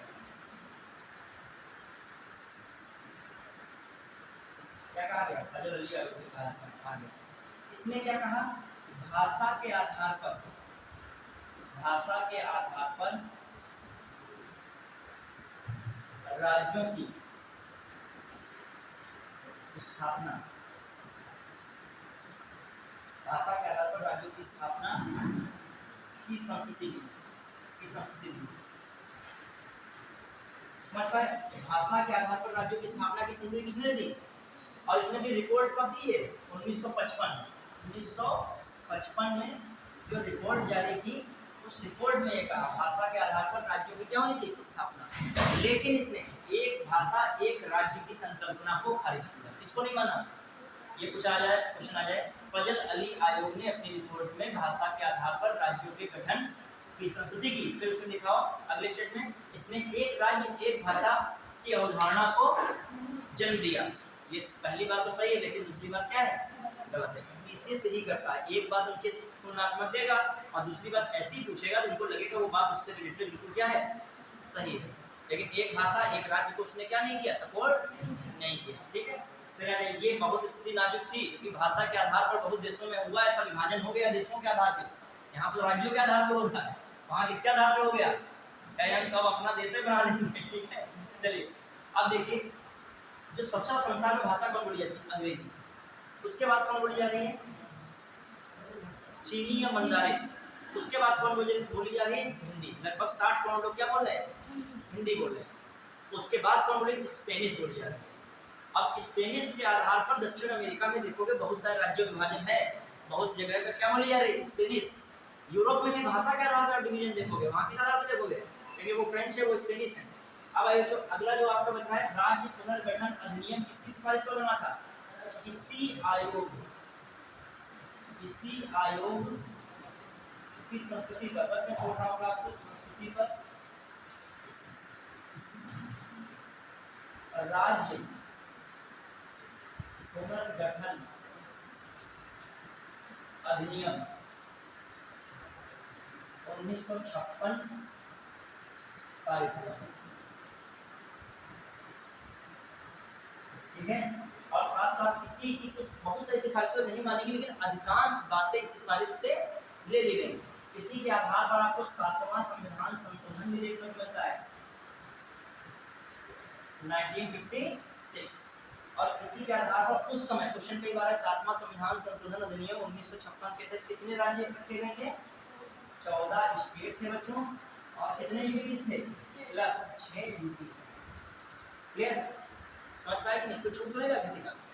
अब आइए फटाफट एक बार 5 मिनट का केवल क्लास बचा है, उसके बाद मैं छोड़ रहा हूँ, राज्यों की स्थापना फटाफट निपटा लेते हैं। ठीक है, निपटा दें? क्लियर? देखिए फटाफट राज्यों की स्थापना में क्या क्या पॉइंट्स हैं, ध्यान दीजिएगा। किसी की स्थापना हो रही है, एक टॉमी भी पढ़ने आ गया। ठीक है, चलिए कुत्ते को क्यों याद किया था बताइए? इसका कौन सा गुण सबसे इम्पोर्टेंट है? तो ये अन्य जानवर जैसे इसकी भी वैल्यू होती है, कौन सा इसके अंदर गुण पाया है? वफादारी का। वफादारी का इतना कुत्ते के अंदर गुण होता है। ठीक है, अब वो कुत्ता भी गद्दार हो कुछ पता नहीं वरना इतना होता है कि यदि आपके वहाँ कुत्ता है, आप एक रोटी देते हैं तो उसके दिमाग में रहता है कि जब आप कभी खड़े होकर कोई चोर बाजार निकलने को जैसे स्थिति निकले भौंकेगा जरूर, आपको दिखाने के लिए आप पर्याप्त रोटी हमको देते रहिए कि हम आपका रोटी का हक अदा करते रहेंगे। छोटे बच्चा है, यदि उसको कुछ चोट लगे कुत्ता झपट पड़ेगा दूसरे व्यक्ति पर।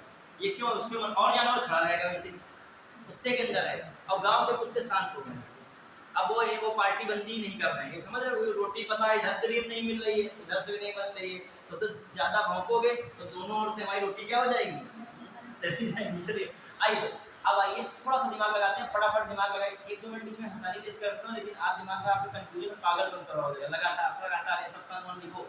अब तुरंत 5 मिनट की क्लास में ये कर लीजिएगा। राज्य लिखिएगा उनकी स्थापना करो, जैसे महाराष्ट्र, गुजरात, फटाफट बस क्लास हमारी ज्योग्राफी स्टार्ट हो गई। महाराष्ट्र और गुजरात, महाराष्ट्र गुजरात समझिएगा। पहले ये क्षेत्र था बम्बई, क्या था? बम्बई। बम्बई से जो अलग हो गया वो कौन अलग हो गया? महाराष्ट्र और गुजरात। क्यों? ये मान रहे हैं किस भाषा को? मराठी। ये किस भाषा को? गुजराती। कब अलग हुआ? 1960। क्लियर? फिर नागालैंड, कौन? नागालैंड। ठीक है, नागा असम से अलग हो गया नागालैंड। नागालैंड क्या बन गया? कब स्थापित हुआ? 1963। राज्यों को दे देगा फिर सीक्वेंस सेट करो। क्या करो? ये बड़ा खतरनाक क्वेश्चन बनता है, बीसीएस में कई बार आया है। ऐसे दे देगा राज्यों को उल्टा पुल्टा करके, कहेगा क्रमबद्ध तरीके से सेट कीजिए। ठीक है, क्रम सेट कीजिए, आप प्रीवियस ईयर देखोगे मिलेगा ऐसा क्वेश्चन। फिर नागालैंड के बाद सबसे इंपॉर्टेंट कौन है? हिमाचल प्रदेश। हिमाचल प्रदेश पहले ये कभी यूपी हुआ करता था, लेकिन राज्य के रूप में इसकी स्थापना हो गई 1971। अब आइए, ये बहुत खतरनाक है, इसमें याद रखना कंफ्यूजन हो जाती है। आ गए मणिपुर और कौन? त्रिपुरा। ये याद के एकदम खतरनाक है, जब आप देखोगे ना मैथमेटिक्स में तो ये ऐसे नहीं, कुछ ऐसे ऐसे। तो ऐसे ये त्रिपुरा बांग्लादेश में घुसा हुआ है। फिर आपका यहाँ पर कौन है? मणिपुर। और ऊपर साइड में कौन है? मेघालय। तो याद रखिए कब हुआ? 1972। फिर है सिक्किम। सिक्किम तो बहुत पूछा आता है, 36वें संविधान संशोधन द्वारा सिक्किम 1975। क्लियर? तो सिक्किम हो गया। अब आपका इंपॉर्टेंट कौन है यहाँ से बन रहा है? 19 आपका जो 1987 में कुछ इंपॉर्टेंट है, जैसे कौन? 3 याद रखेगा। एक गोवा, गोवा पहले यूपी तो बन ही चुका था, राज्य को दर्जा मिल गया गोवा के बाद, बहुत इंपॉर्टेंट। दूसरा कौन है गोवा के बाद इसमें मिलता है? मिजोरम। कौन है? मिजोरम। और कौन है? अरुणाचल प्रदेश। अरुणाचल प्रदेश। क्लियर? याद रखेगा इनको भी। और यहाँ से देखें हम लोग, एक छूट गया है यहाँ पर, यहाँ पे लिखेगा 1966। ये पंजाब और हरियाणा अलग हुआ। कौन अलग हुआ था? पंजाब व हरियाणा। हरियाणा वाले हिंदी भाषी थे और पंजाब वाले कौन थे? पंजाबी भाषी। 1966 में। बस 1-2 और बचे हैं, आप देखिए। पंजाब और हरियाणा 1966, क्योंकि लास्ट में क्लास में स्टेटमेंट पढ़ा था, नेक्स्ट पढ़ा था, इसमें पढ़ जाएगा। बस छोड़ रहे हैं 1 मिनट में। चलो बड़े, चलिए एक और निकलेगा। 2000 की दिन है, 2000, 2000 और 2000। ये कौन सी होती है बताइएगा? कौन नवंबर है? 1 नवंबर। ठीक है, 1 नवंबर। और ये कब है? 9 नवंबर। और कौन है ये? 15 नवंबर। ये याद रखिएगा। यूपी ये किससे अलग हुआ था बताइए? एमपी से छत्तीसगढ़ अलग हुआ। कौन बना था? छत्तीसगढ़। और ये कब? किससे? याद रखिए कौन किससे बना था? हाँ, उत्तर प्रदेश से कौन बन गया था? उत्तरांचल बना था, बाद में नाम उत्तराखंड हुआ था, तो उत्तराखंड। उत्तराखंड इसका नाम बाद में चर्चा करेंगे। और इसमें कौन बना था? यूपी से, जो आपका बिहार से कौन बना था? बिहार से झारखंड कौन बना था? झारखंड। और 1-2 जून 2014 को कौन बना? आंध्र प्रदेश से कौन बन गया? तेलंगाना। क्लियर? तो ये बातें हो गई। अब आपके आगे चर्चा बाद में की जाएगी। तो कुछ पॉइंट्स बचे हैं, जैसे आपका दादरा नगर हवेली बचा है, दमन दीव और गोवा बचा है। ठीक है, दादरा नगर हवेली, गोवा, दमन दीव और पुडुचेरी, इनके बारे में संशोधन होना है, वो बताना है। आपका लगभग ये टॉपिक क्या हो गया?